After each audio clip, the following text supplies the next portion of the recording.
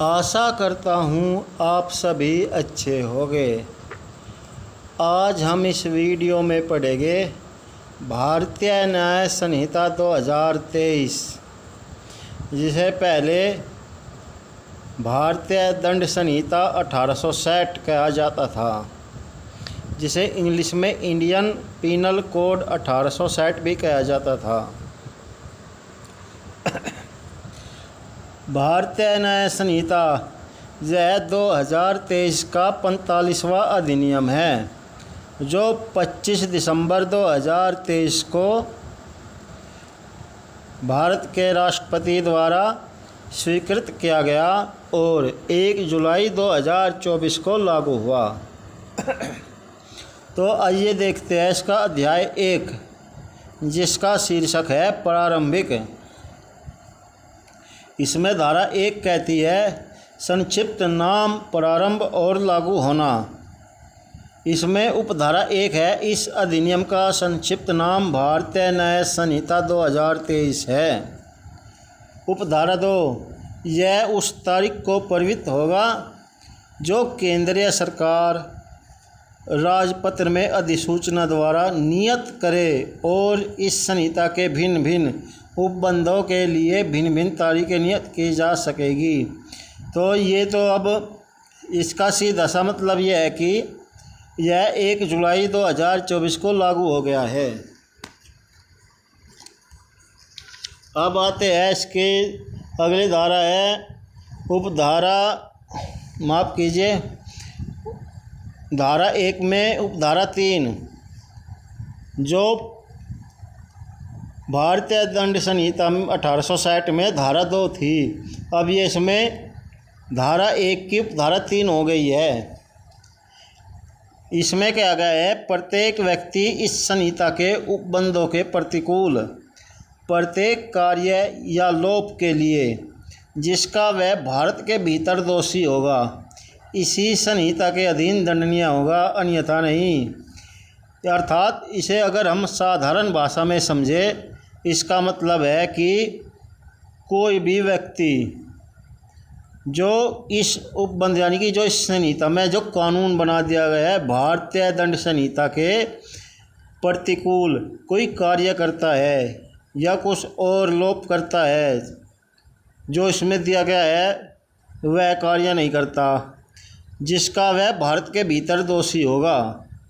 अर्थात यानी कि जो जो कानून, जो जो नियम इस संहिता में बनाए गए हैं, उसी के अनुसार वह व्यक्ति दंडनीय होगा। अगर इसमें दिया हुआ कोई कानून वह तोड़ता है, अगर इसमें वो नियम नहीं है, तो वह व्यक्ति दंडनीय नहीं होगा। अब आइए देखते हैं धारा 1 की उपधारा 4, जो कि भारतीय दंड संहिता की उपधारा 3 में थी। इसमें क्या लिखा है ये देखते हैं। भारत से परे किए गए अर्थात भारत से बाहर किए गए किसी अपराध के लिए जो कोई व्यक्ति भारत में तत्समय अर्थात उस समय प्रवृत्त अर्थात लागू किसी विधि द्वारा विचारण के लिए दायी है, भारत से परे किए गए किसी कार्य के लिए उसे इस संहिता के उपबंधों के अनुसार ऐसा बरता जाएगा मानो वह कार्य भारत के भीतर किया गया था। अर्थात इसमें क्या गया है, साधारण शब्दों में हम समझते हैं कि जो कोई कार्य भारत के बाहर किया गया है, यानी कि अर्थात वह भारत का व्यक्ति है और वह किसी दूसरे देश में जाकर कोई ऐसा अपराध करता है जो इस संहिता के अनुसार दंडनीय है, तो उसे इस संहिता के अनुसार ही दंडित किया जाएगा।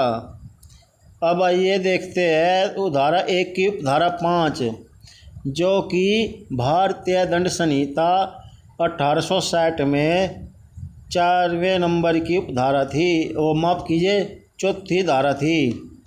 इसमें देखते हैं धारा 5 में इस संहिता के उपबंध यानी कि इस संहिता में जो जो दिया गया है।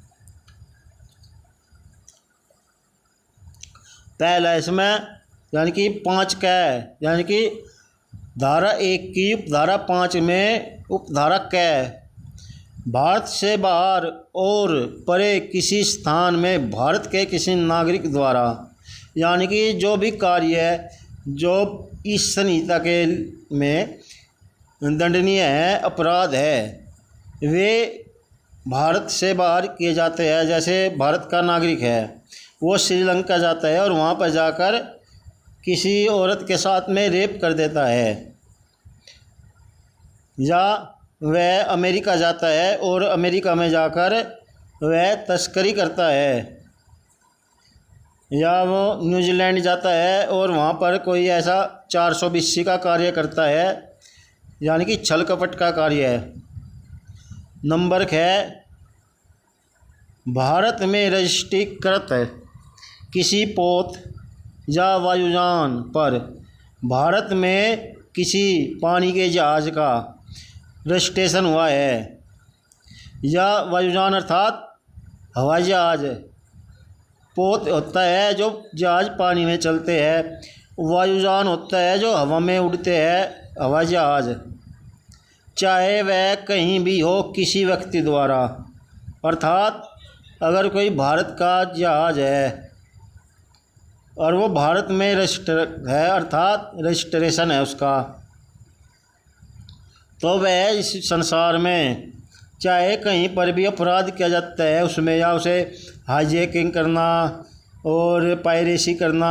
आपकी जानकारी के लिए बता दिया जाए, जो पानी के जहाज होता है इनका जो अपहरण होता है तो इसे तो हाईजैकिंग, इसे पायरेसी कहते हैं, और जो हवाई जहाज होता है इनका अपहरण किया जाता है, इसे हाईजैकिंग कहते हैं। चाहे वह कहीं भी हो, उस वो व्यक्ति भारत का अपराधी माना जाएगा। भारत में अवस्थित किसी कंप्यूटर साधन को लक्ष्य बनाकर भारत से बाहर और परे किसी स्थान पर किसी व्यक्ति द्वारा किए गए किसी अपराध को भी लागू है। अर्थात जो भारत में कोई कंप्यूटर है और वह भारत से बाहर कोई ऐसा कार्य करता है, जैसे हैकिंग करना, किसी के साथ में ऑनलाइन ठगी करना, बहुत सारे ऐसे क्राइम होते हैं जो कंप्यूटर द्वारा किए जाते हैं, वह भारत के बाहर कोई ऐसा अपराध करता है तो वह संहिता के अनुसार दोषी माना जाएगा।